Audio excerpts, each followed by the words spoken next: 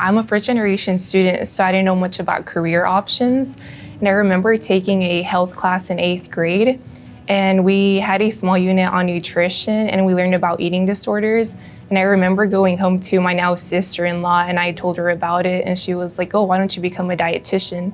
And I looked at her, I was like, "I don't know what that is." So I did a little more research, and I was like, no way this is a career. You literally get to help people and you get to learn about food. Literally no better combination. So I was like, this is literally what I want to do. I've always been the type of person to work. When I was in high school and doing Running Star, I had 2 jobs. So I didn't want to worry financially. And then after I got that email that I got that scholarship, I was really excited. Like, it was a relief.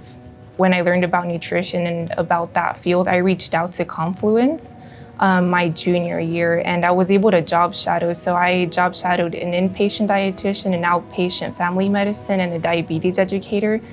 And I fell in love with the profession. So that's how I knew that I was gonna full send, and I was just that's what I wanted to do for the rest of my life.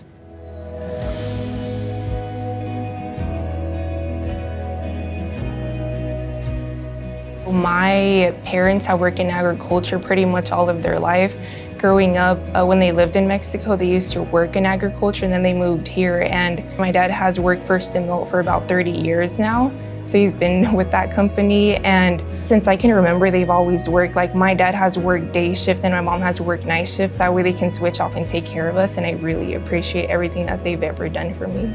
I looked into WSU, and they do nutrition and exercise physiology, and I feel like they both go hand in hand because they're integrated within each other. So I thought that was the perfect fit. I know that after I get my registered dietitian certification, I want to get my diabetes certification. Other scholarships, you might just have to write an essay and then submit it, and it's a one-time scholarship. But what I really appreciate for the WAEF scholarship is that it might be a little bit of a longer process, and yes, you do need 2 letters of recommendations. But I would totally reach out to your teachers, get that letter, and then submit that application. Because being a WAEF recipient, it's not just a one-time thing. They help you throughout your educational career.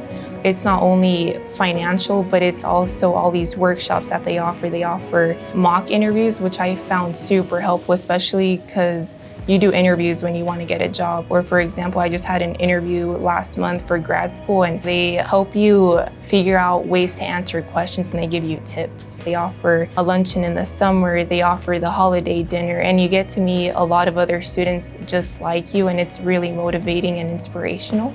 Me and my siblings have talked about how helpful the scholarship is to get you through school. So one of our dreams is to give back to our community. So hopefully we're able to make a scholarship of our own to local students. My parents wanted to give us a better opportunity and for us to be able to pursue higher education if we wanted to.